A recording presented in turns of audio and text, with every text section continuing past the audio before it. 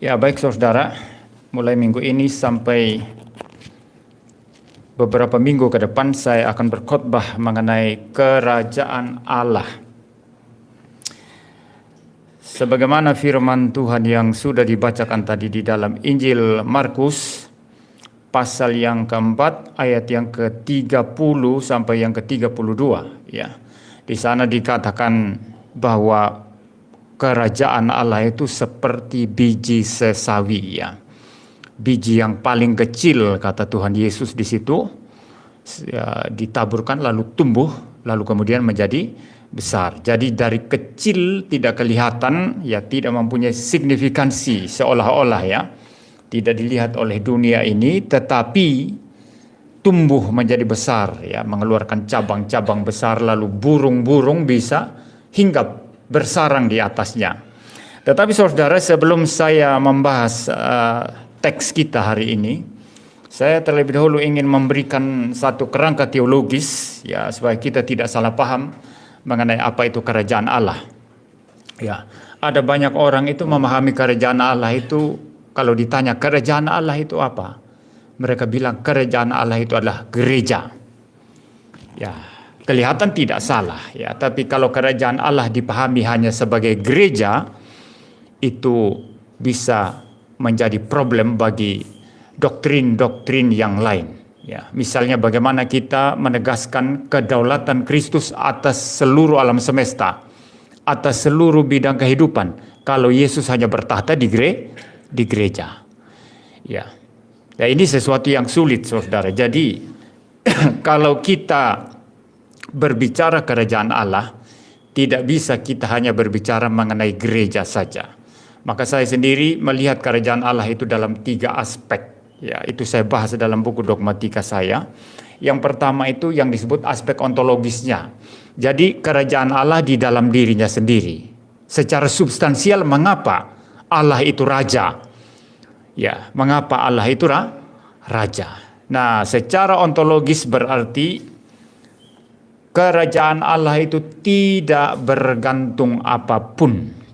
Dia memang raja karena dia adalah raja. Atau maksudnya dia adalah raja karena memang dia adalah raja. Kalau di dunia ini orang disebut raja, minimal mempunyai rakyat, betul ya? Minimal mempunyai wilayah.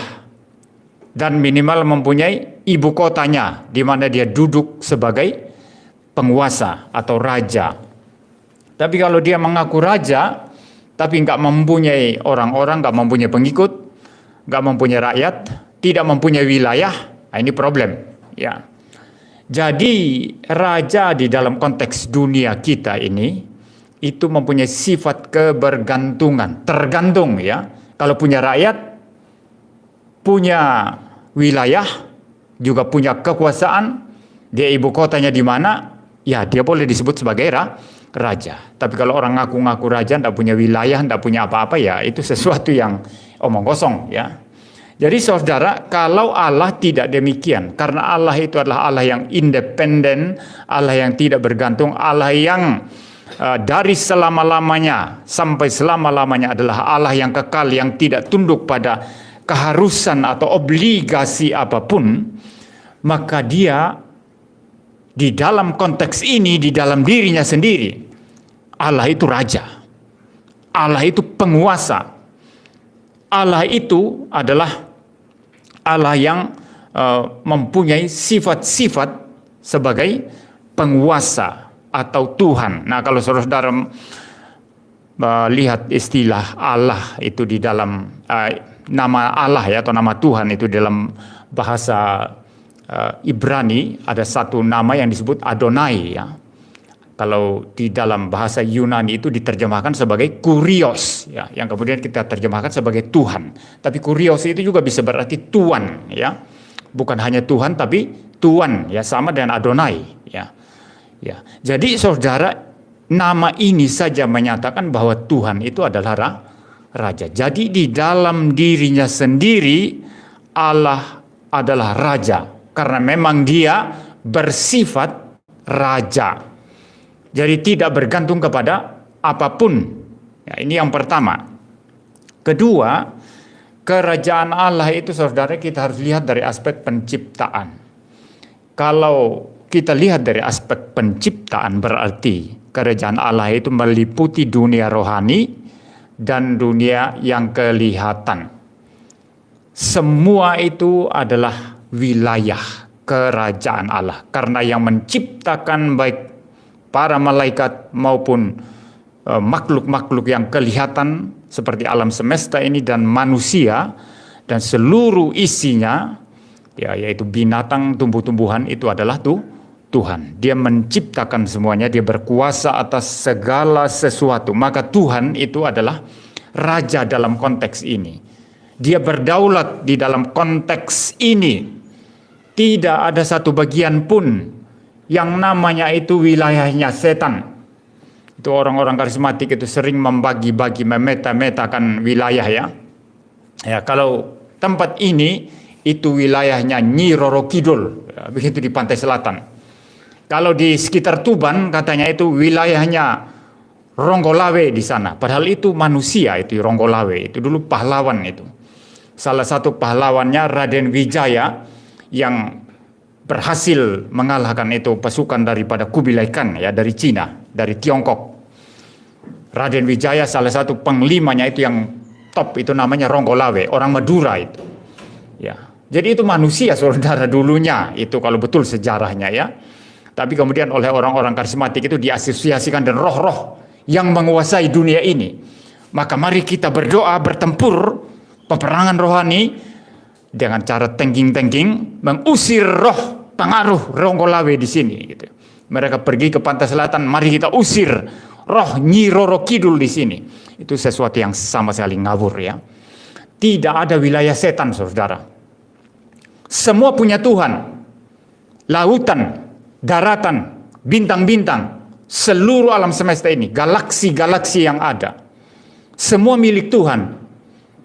Jangan ikut pemikiran Injili yang picik atau pemikiran Pentakosta karismatik itu yang mempersempit itu kedaulatan Tuhan ya. Ya. Jadi semua dianggap itu milik setan. Mari kita rebut dari setan. Semua milik Tuhan. Dunia sebagai kosmos ini adalah milik Tuhan, milik Allah.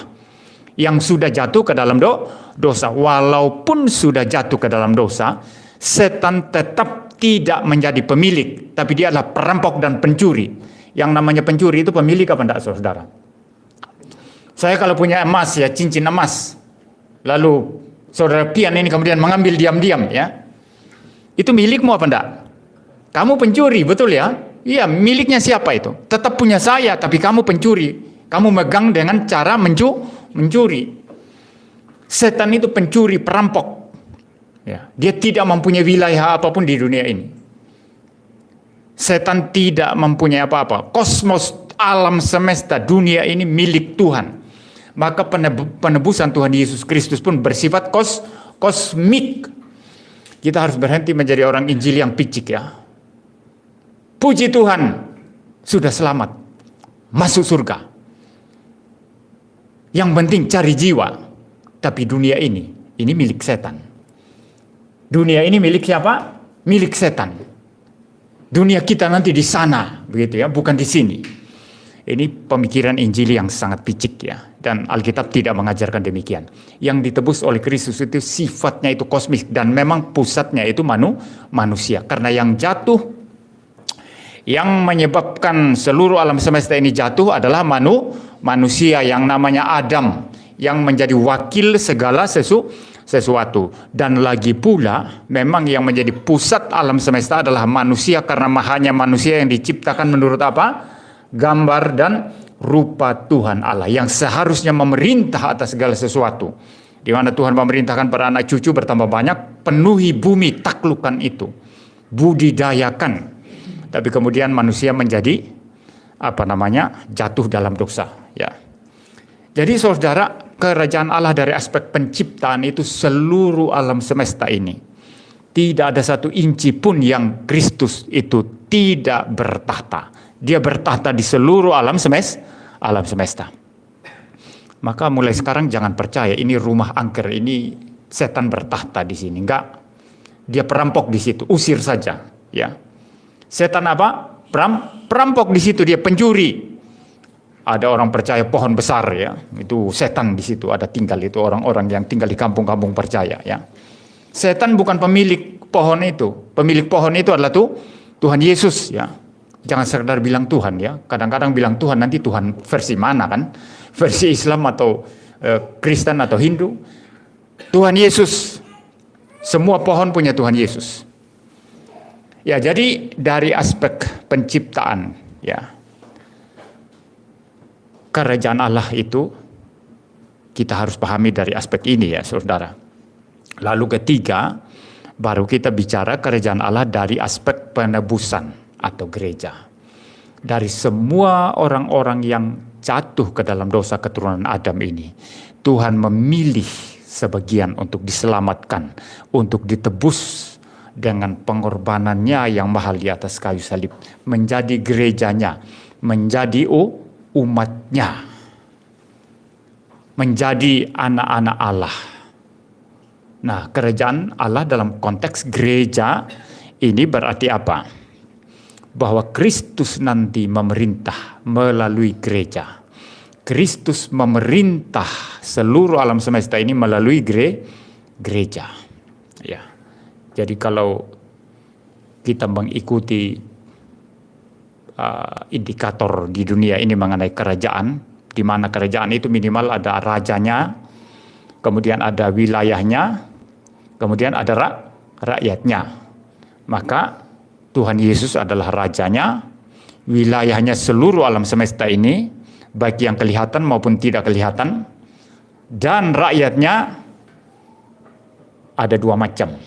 Pertama yang disebut anak-anak kerajaan, yaitu gereja atau jemaat Tuhan. Yang kedua yang disebut sebagai mereka yang tidak dipilih untuk diselamatkan. Ya, mereka tidak mendapat bagian sebagai anak-anak Allah. Mereka akan ditempatkan selama-lamanya di dalam penghukuman yang kekal. Ya, itu rakyat juga dalam konteks kerajaan, sama seperti negara ya. Rakyat yang nakal ditaruh di mana? Di penjara. Rakyat yang baik-baik hidup bebas dan baik-baik sebagai warga negara. Ini hanya ilustrasi walaupun tidak persis sama ya. Tetapi dalam kerajaan Kristus seperti itu. Kristus Raja. Semua warga yang berbagian dalam penghukuman kekal akan menerima penghukuman kekal. Semua warga yang ditebus dengan darahnya sendiri, yang diangkat menjadi anak-anak Allah, akan berbagian di dalam pemerintahan Kristus selama-lamanya. Ya, jadi ada tiga aspek ini kalau kita bicara kerajaan Allah. Jangan mempersempit kerajaan Allah itu hanya gereja. Nanti kemudian pemahamannya, kalau di gereja Kristus bertahta, kalau di luar setan bertahta. Tidak demikian. Ya, itu pemahaman yang sama sekali salah. Setan itu perampok. Memang dia bertahta pada orang-orang berdosa dan orang-orang durhaka. Tapi setan merampok. Bahkan orang-orang durhaka itu pun bukan milik setan, tetap milik Kristus. Kalau kita menggunakan istilah teologi yang sangat ketat sekali dalam konteks predestinasi, mereka adalah objek kemurkaan Tuhan Allah. Mereka adalah orang-orang reprobat, objek kemurkaan Tuhan Allah. Tetap milik Allah mereka, tapi merupakan objek kemurkaannya. Saudara, ini istilah yang keras ya, tapi memang Alkitab mengajarkan itu, saudara. Ya, baik, sekarang saya akan menjelaskan mengenai teks Alkitab yang kita sudah dengarkan tadi. Ya, mengenai kerajaan Allah yang sebesar biji sesawi. Prinsip utama di sini adalah apa? Kerajaan Allah itu tidak kelihatan pada mulanya. Sangat misterius dan rahasia, sangat kecil, dan bagi dunia ini mereka tidak mengenalnya. Maka Tuhan Yesus di sini mengumpamakan dengan ilustrasi biji sesawi. Ya, saya perlu menjelaskan beberapa hal di sini supaya jangan salah paham, saudara ya. Ya, di dalam Alkitab kita bahasa Indonesia menyebut biji sesawi atau biji sawi ya. Saudara tahu sayuran sawi kan? Kan kecil segini ya. Nah, kalau saudara membayangkan sawi yang segini ya, paling tinggi sawi ya mungkin segini ya. Lalu saudara berpikir Tuhan Yesus di sini di dalam ayat-ayat di sini tadi dikatakan itu mempunyai cabang lalu burung-burung bersarang, itu kan tidak masuk akal ya. Nah saudara, bukan sawi yang biasa kita makan di sini saudara, sayuran itu, tapi ada sawi jenis tertentu yang tumbuh di daerah Palestina. Ya kita katakan sekarang daerah Palestina ya, wilayah Israel sekarang. Yang disebut itu black mustard saudara, sawi hitam. Ya itu pohonnya cukup tinggi itu. Beda dengan sawi kita di sini ya. Kalau dalam istilah Latin itu disebut Sinapis nigra. Ya, Sinapis nigra itu jadi pohonnya cukup tinggi dan nanti mempunyai cabang-cabang itu cukup untuk burung bertengger di atasnya. Cukup juga untuk burung membuat sarang. Apalagi kalau sawi itu bukan hanya satu pohon tapi berdempetan. Ya seperti kalau kita tanam sawi kan. Ya berdempetan begitu banyak itu sawi ya cukup untuk burung bersarang di atasnya. Jadi di sini Tuhan Yesus bukan membicarakan sesuatu sawi yang kita pahami dalam konteks kita di sini di Indonesia, yang kita biasa bikin sayur itu, ya itu tidak mungkin itu ya, sesuatu yang tidak mungkin kalau burung bersarang, bertengger, apalagi kalau burung besar ya. Nah ini yang pertama saudara ya. Ya. Lalu yang kedua yang saya perlu jelaskan saudara supaya kita tidak salah paham. Atau bisa jadi kita mengatakan ini Tuhan Yesus ini ternyata ini hoax ini ya. Ya, ternyata Tuhan Yesus bikin hoax ya, karena di situ dikatakan saudara, ya supaya kita tidak mempunyai pikiran seperti itu ya. Di dalam ayat yang ke-31 saya baca, hal kerajaan itu seumpama biji sesawi yang ditaburkan di tanah. Memang biji itu yang paling kecil daripada segala jenis benih yang ada di bumi. Perhatikan baik-baik. Tuhan Yesus berkata, memang biji itu yang paling kecil.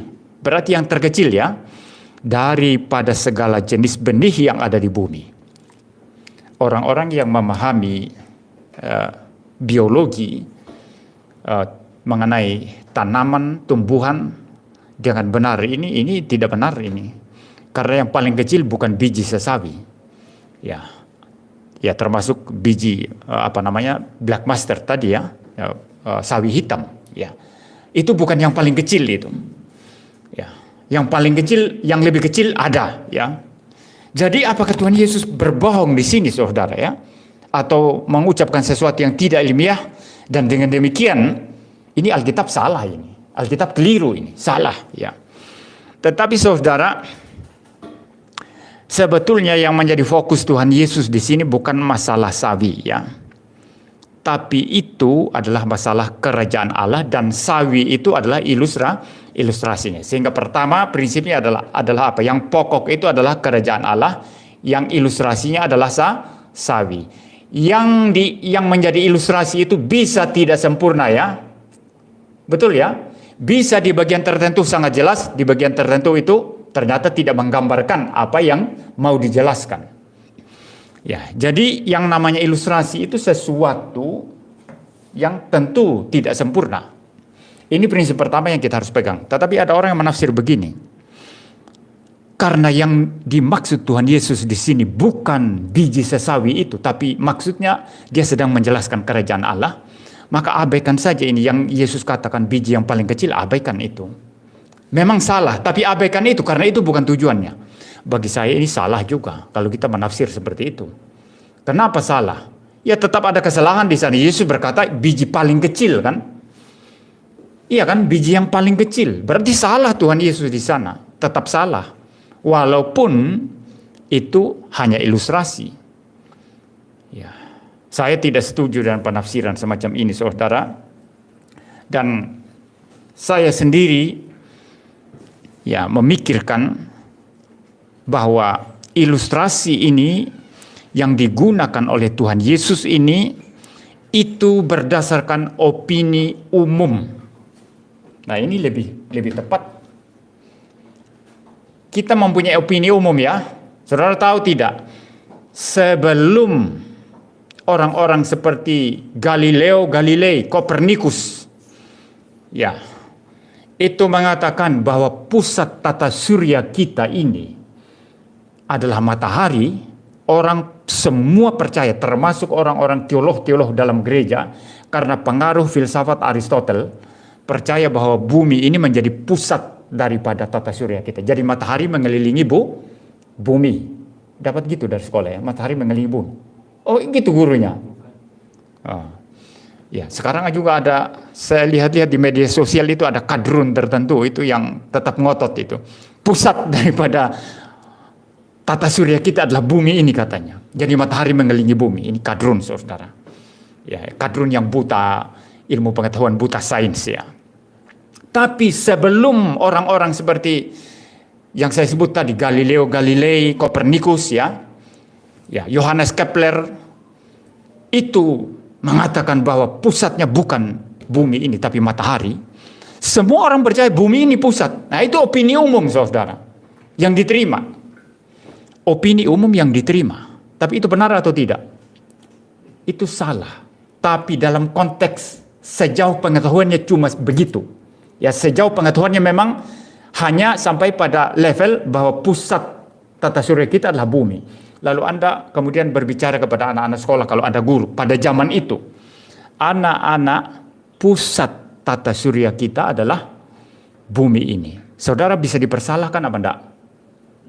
Tidak, memang opini umum waktu itu pengetahuannya hanya sebatas itu. Saudara tidak salah, bahkan secara moral saudara tidak salah.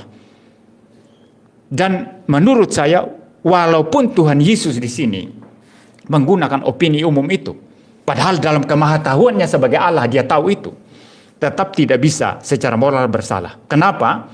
Karena pada satu sisi Yesus juga adalah manusia. Bagaimana kalau dia menggunakan opini manusia di dalam level kemanusiaannya, tidak masalah. Tidak segala sesuatu yang dia ajarkan itu harus berada pada tataran bahwa dia adalah Allah yang maha tahu. Kadang Tuhan Yesus mengikuti saja opini umum. Misalnya ini ya. Misalnya ini, secara moral yang saklek itu, yang absolut itu, siapa berani mengatakan bahwa membayar pajak itu benar secara absolut, secara moral, membayar pajak kepada pemerintah atau kepada kaisar? Ada tidak aturan moral yang seperti jangan mencuri? Kalau mencuri memang itu absolut ya. Anda mencuri barang orang itu pasti salah. Betul ya? Membunuh, jangan membunuh, itu pasti salah secara absolut. Tapi kalau membayar pajak, siapa berani berkata itu absolut itu? Saya tidak percaya itu. Bisa saja di negara yang kaya raya, rakyat tidak usah bayar pajak. Nah kalau tidak bayar pajak, apakah salah secara moral? Tidak. Tapi kalau mencuri pasti salah dimanapun, kapanpun ya. Membunuh pasti salah dimanapun, kapanpun. Berzina salah dimanapun, kapanpun. Tapi membayar pajak tidak. Tapi Tuhan Yesus mengikuti saja opini yang ada waktu itu. Bahwa membayar pajak itu baik. Dalam apa? Dalam hal apa? Ketika orang-orang Yahudi datang untuk mencobai Yesus. Ya. Boleh tidak kita membayar pajak? Mereka mau memancing. Kalau Yesus bilang boleh, ya berarti kau menyarankan kami membayar pajak kepada penjajah. Dia menentang agama kita, menentang bangsa kita. Yesus dipersalahkan. Tapi kalau Yesus bilang tidak boleh, mereka pergi ke tentara Romawi, lapor Pak. Itu ada orang yang menjadi pengacau yang mengatakan nggak boleh bayar pajak. Jadi mereka mau mencobai memerangkap Tuhan Yesus. Tapi saudara, jawaban Tuhan Yesus sangat bijaksana. Ambil koin. Gambar dan tulisan apa koin ini? Gambar dan tulisan kaisar. Maka Tuhan Yesus berkata, bayarlah kepada kaisar apa yang wajib kamu bayar, bayarlah kepada Allah apa yang wajib kamu bayar. Nah, apakah ketika Tuhan Yesus dalam statement ini jelas sedang memberikan justifikasi atau pembenaran terhadap bayar pajak? Betul ya? Iya, ada justifikasi di sana terhadap membayar pajak. Ya, jelas itu. Tapi justifikasi itu berdasarkan apa? Nilai absolut yang mutlak atau berdasarkan opini umum? Saya mau tanya. Bukan berdasarkan nilai moral yang absolut, bukan. Karena tidak membayar pajak bukan kesalahan moral yang absolut. Kecuali kalau memang harus ya, tetapi dari substansinya sendiri, membayar pajak atau tidak membayar pajak itu bergantung kepada situasi dan kondisi. Di tempat-tempat tertentu membayar pajak itu bukan dosa. Tidak membayar pajak bukan dosa. Di tempat-tempat tertentu membayar pajak itu wajib. Dan kalau tidak bayar pajak, menipu itu dosa. Jadi bukan sesuatu yang absolut di sini. Nah, Tuhan Yesus hanya mengikuti opini umum saja. Nah, ini walaupun tidak apple to apple, tetapi saya mau menjelaskan bahwa ketika Tuhan Yesus mengatakan ini biji sesawi yang paling kecil,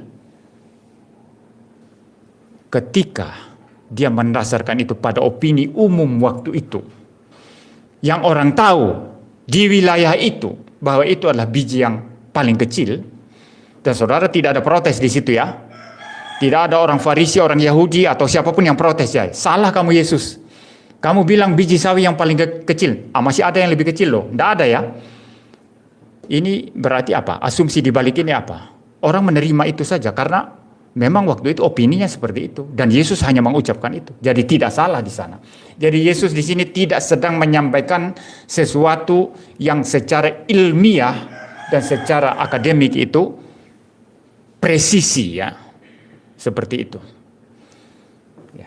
Jadi kalau berdasarkan opini yang diterima pada saat itu dan Yesus hanya membicarakan itu demi menjadikan ini ilustrasi kerajaan Allah, itu sesuatu yang tidak dapat dipersalahkan secara moral, begitu ya saudara. Jadi Yesus di sini tidak bisa dituduh ini Yesus bikin hoax atau apa ya. Ya, saya pikir penjelasan saya ini cukup ya di bagian ini. Mari kita lanjut sekarang, saudara. Ya, jadi ada dua hal yang kita harus lihat di sana tadi, saudara.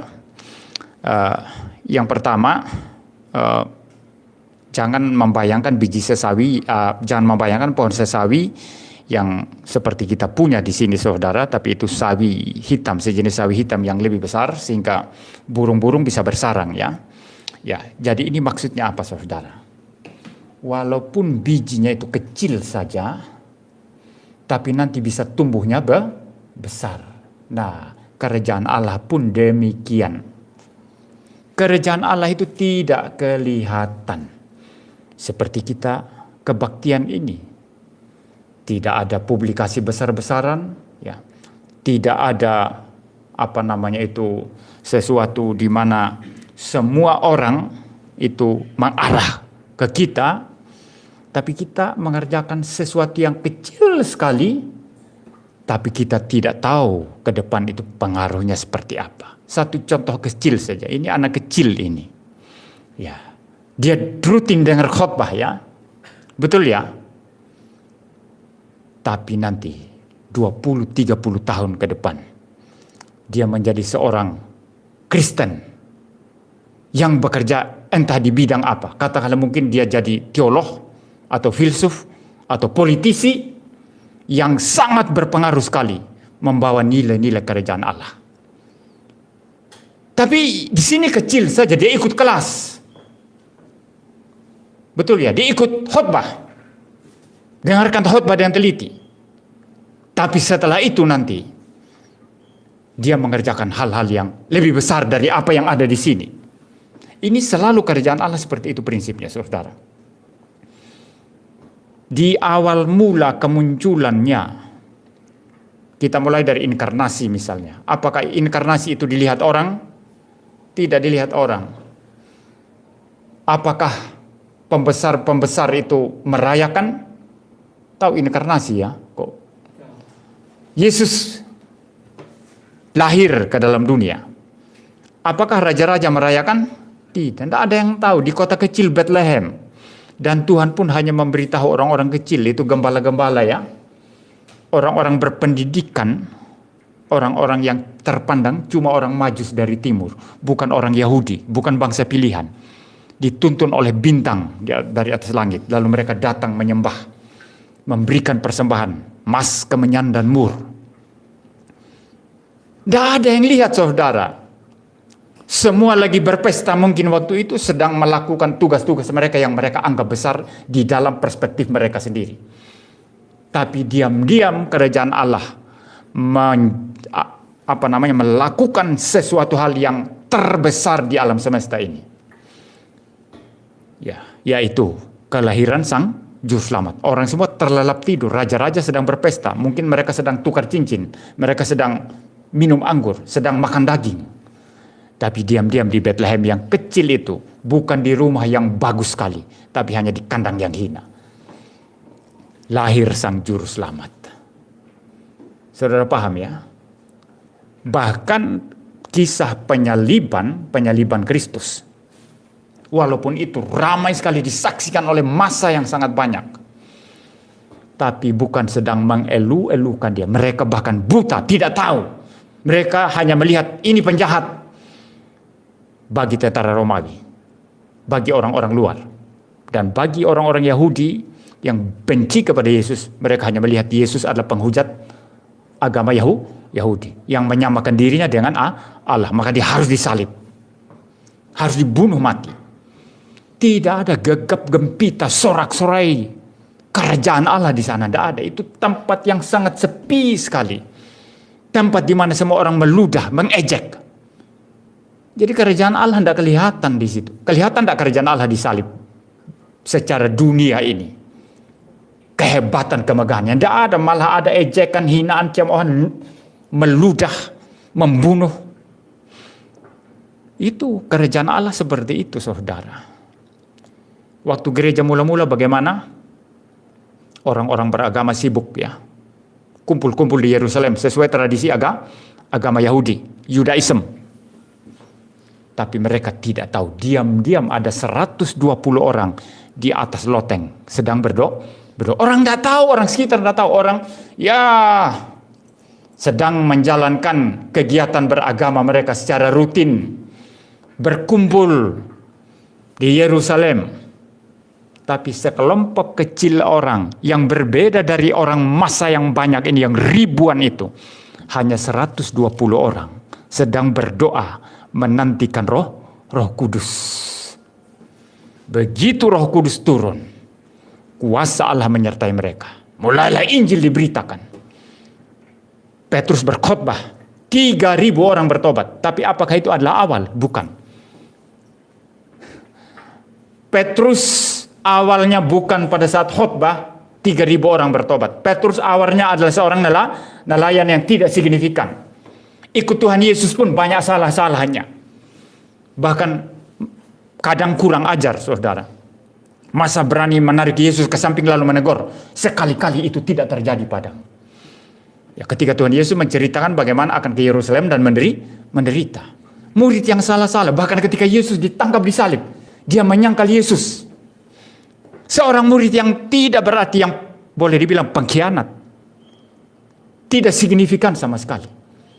Tapi ketika kuasa kerajaan Allah menguasainya, dia berkhotbah, 3.000 orang bertobat. Jadi selalu prinsip kerajaan Allah seperti itu, saudara. Pekerjaan Tuhan apapun selalu dari yang kecil.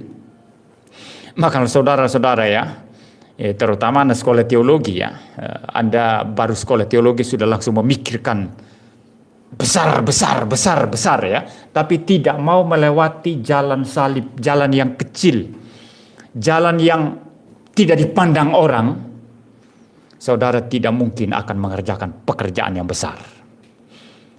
Ya, ada seorang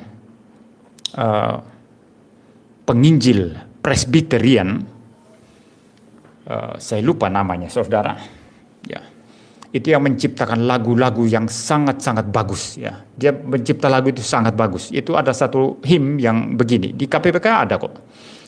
Ro ro ro ro ro ro ro ro ro ro ro ro ro ro ro ro ro ro ro. A.B. Simpson itu melihat gerejanya tidak memberitakan Injil. Akhirnya dia mengambil jalan sendiri dari gereja Presbyterian yang besar sekali di Amerika. Ya, gereja Presbyterian atau Baptis ya. Ya, tapi yang jelas dia latar belakangnya Presbyterian atau Reform. Dari gereja yang sangat besar dengan gaji yang sangat besar. Kemudian akhirnya dia memutuskan untuk berhenti dan memulai pelayanan sendiri dari nol, betul-betul nol, saudara. Semua teman-teman pendetanya itu mengejeknya. Mereka bilang apa? Awal kejatuhanmu sudah terlihat nyata. Begitu bodohnya kamu, gereja besar kamu pegang. Kamu kurang apa? Gaji cukup, bahkan lebih gaji. Ngapain ditinggalkan? Tinggal melayani. Mau merintis pelayanan sendiri. Itu kejatuhanmu sudah nyata itu. Waktu itu dia bilang, ini A.B. Simpson, ya, bahkan batu-batu pun yang tidak bisa bersuara itu sudah seperti menjadi teman saya, katanya. Tidak ada orang yang peduli sama dia. Kalau bahasa Sumbanya apa ya? Tidak ada yang hebel begitu. Hebel ya. Tidak ada orang yang peduli, saudara. Semua orang mencemooh. Tapi saudara tahu, orang ini pengaruhnya besar sekali. Yang namanya A.B. Simpson ini. Ya. Bahkan di Indonesia ini berpengaruh. Kalau saya tidak salah, gereja-gereja, rumpun gereja-gereja Tionghoa yang namanya GP Kris atau gereja-gereja yang semacam itu ya, ada GKAI ya di Sidoarjo, ada yang namanya GSPII. Itu rumpun-rumpun apa namanya? Gereja Chinese ya, latar belakang Chinese. Itu dipengaruhi oleh pelayanan yang dibuka oleh A.B. Simpson tadi ini. Ya, kalau saya tidak salah, itu sekolah teologi yang namanya Jeffrey, ya. Kemudian ada satu penginjil besar juga yang namanya R.A. Jeffrey, ya. Itu pengaruh dari pelayanan A.B. Simpson. Setelah A.B. Simpson meninggal, ketika A.B. Simpson meninggal, dia meninggalkan itu banyak sekali pelayan, banyak sekali pekerjaan dan banyak sekali itu pekerjaan misi dan penginjilan di seluruh dunia. Nah, itu kerajaan Allah, saudara. Orang mencemooh, orang tidak lihat. Dari yang kecil orang tidak kelihatan, orang tidak menghargai. Tapi kemudian menjadi besar. Dan apa yang diilustrasikan oleh Tuhan Yesus di sini sangat-sangat secara precise itu menggambarkan bagaimana kerajaan Allah itu berproses, bagaimana kerajaan Allah itu berjalan dari yang tidak ada artinya apa-apa, paling kecil. Ini ilustrasi biji yang paling kecil, berarti tidak berarti apa-apa, tapi tumbuh menjadi besar, bahkan burung-burung bisa bersarang. Saudara, kalau mau ditafsirkan secara lebih bebas, ini burung-burung bersarang di atasnya, bahkan oleh berkat pelayanan kekristenan yang dirintis dari nol sama sekali, dari orang hina dan ejek. Bahkan orang-orang non-Kristen pun bisa bertengger, bisa bisa mendapat anugerah dan berkat dari sana. Ya, bisa. Entah melalui pelayanan-pelayanan mandat budaya, melalui pelayanan-pelayanan kesehatan, ya, buka klinik atau rumah sakit atau apapun itu, atau sekolah-sekolah.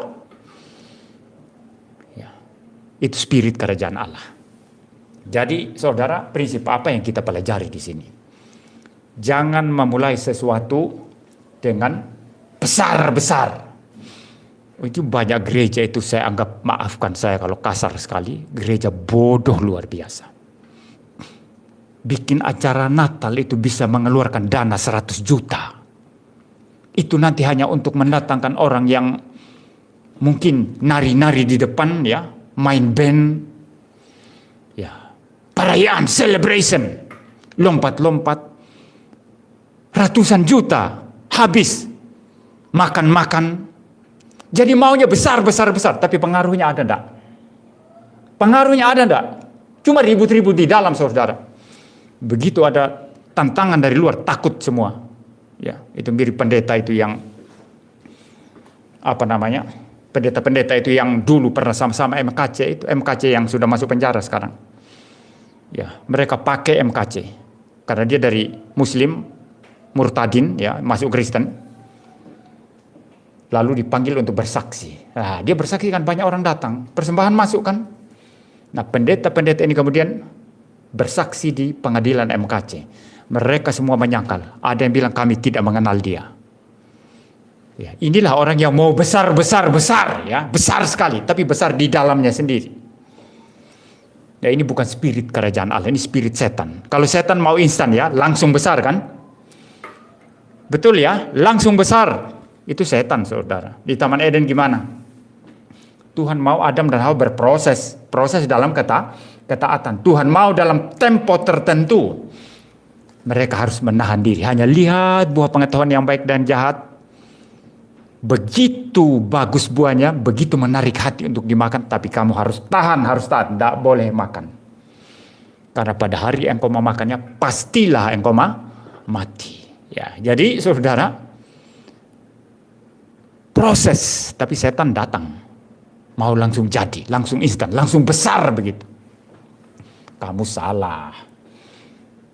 Kalau kamu makan itu, matamu akan terbuka dan kamu akan menjadi sama seperti Allah. Padahal manusia kalau sadar sebetulnya memang sudah diciptakan menurut gambar dan rupa Allah. Hanya nunggu proses, taat dulu. Saya tidak percaya kalau buah itu tidak dimakan pada akhirnya. Saya percaya setelah batas waktu tertentu, ketika mereka lolos dalam proses ketaatan itu, saya pikir buah itu bisa dimakan. Jadi salah tafsiran yang mengatakan itu, ada termasuk di kalangan Injil yang mengatakan ya, buah pohon itu mengandung semacam racun, lalu ketika dimakan, darah kemudian diracuni, maka manusia mati. Itu tafsirannya kacau balau luar biasa. Itu pohon biasa itu saudara. Kita tidak tahu pohon apel atau pohon apa. Ya, tapi karena ada perintah Tuhan untuk tidak memakannya, maka menjadi spesial, menjadi khusus di sana. Harus taat, butuh proses saudara. Tapi setan bilang apa? Oh, makan sekarang nggak apa-apa, kamu akan jadi sama seperti Allah. Ya. Tapi kerajaan Allah tidak demikian. Siapa yang bertahan dalam proses yang kecil, dia akan menuai panenan yang besar. Ini prinsip kerajaan Allah. Siapa yang mau langsung megah, ujung kehancurannya sudah tidak lama lagi. Tidak ada pelayanan yang bertahan yang suka mewah-mewah ya. Suruh-suruh. Saudara tahu enggak berapa banyak gereja yang ditutup pada saat COVID? Banyak sekali, terutama gereja-gereja yang di mal-mal itu. Sudah ada pemasukan, orang nggak bisa datang. Sewa mall itu mahal sekali. Ya gereja ya bangkrut, tutup. Ini pelayanan yang tidak didasarkan pada spirit dan kuasa kerajaan Allah. Sesuai dengan prinsip yang diajarkan Tuhan Yesus di sini. Mereka mendasarkan pelayanan mereka kepada kemegahan, kebesaran duniawi. Sebentar lagi hancur. Ya. Jadi saudara, prinsip pentingnya adalah kerajaan Allah itu kecil ketika dimulai. Tapi ketika sudah berjalan, dia akan berpengaruh besar sekali. Mempengaruhi seluruh dunia. Sebagai penutup khotbah saya saudara, saya ingin memberikan satu ilustrasi. Saudara tahu enggak, Cina dulu itu belum komunis ya. Yang membawa Cina menjadi komunis itu adalah Mao Zedong itu. Ketua Mao, orang Cina bilang ya, Ketua Mao. Ya. Mao Zedong. Dulu itu Cina berdiri di bawah Sun Yat-sen, itu negara republik itu, sama dengan Indonesia. Ya. Maksudnya negara republik dalam pengertian itu bukan komunis. Ya. Lalu kemudian muncullah Mao Zedong. Seorang yang tidak berarti apa-apa, tapi mempunyai mental yang sangat kuat sekali. Mental yang sangat kuat. Mereka kecil, tapi mental sangat kuat. Lalu pemerintahan yang sudah ada penerus pelanjut daripada Sun Yat-sen namanya Kuomintang, itu saudara tidak terlalu kuat secara mental, maka bisa diambil alih. Nah, cara komunis ini saudara, komunis Cina mengambil alih Tiongkok bagaimana? Mereka kerja dan senyap, diam. Tidak gembor-gembor, ya langsung besar, enggak. Diam-diam orang-orang paling pintar dikirim ke Amerika, kirim ke Eropa. Belajar di bawah profesor yang sangat-sangat pintar sekali. Nah, ada yang mengatakan ya, dalam sejarahnya, mahasiswa-mahasiswa yang dikirim ke luar negeri itu yang pintar-pintar, kurus-kurus, mungkin sekurus saya. Kenapa kurus? Memang kurang uang, nggak punya uang, ya, kurang makan, dan juga mereka bekerja keras belajar. Tapi saudara jangan pikir yang kurus-kurus ini lemah. Begitu yang kurus-kurus ini otaknya sudah penuh, segala macam ilmu mereka dapat, strategi mereka punya semua. Pulang ke Cina, Tidak berapa lama, Partai Komunis Cina langsung mengambil alih seluruh Tiongkok. Pemerintahan Kuomintang diusir, hanya pegang pulau kecil yang namanya Taiwan. Ya, Taiwan itu sekarang masih tetap itu pelanjutnya itu yang bukan komunis itu, yang didirikan oleh Sun Yat-sen. Ya. Nah, walaupun beda ya, ini mereka jelas komunisme itu sesuatu yang salah ya. Tapi prinsipnya, prinsip kerajaan Allah itu yang dipakai. Kecil, tidak kelihatan, kurus-kurus tidak apa-apa. Perlahan-lahan, tiba-tiba menjadi besar dan mengambil alih segala sesuatu.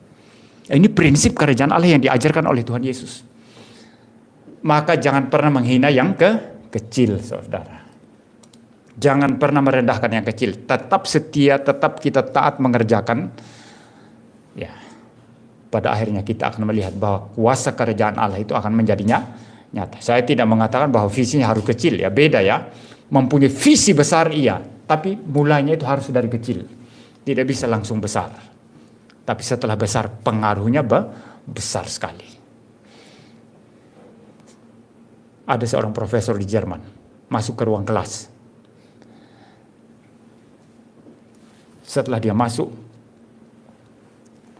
dia hormat kepada murid-murid. Lalu guru kelas itu mengatakan, kenapa Anda hormat kepada murid-murid? Harusnya murid-murid ini yang hormat kepada Anda, profesor. Profesor itu bilang apa? Saya harus hormat mereka.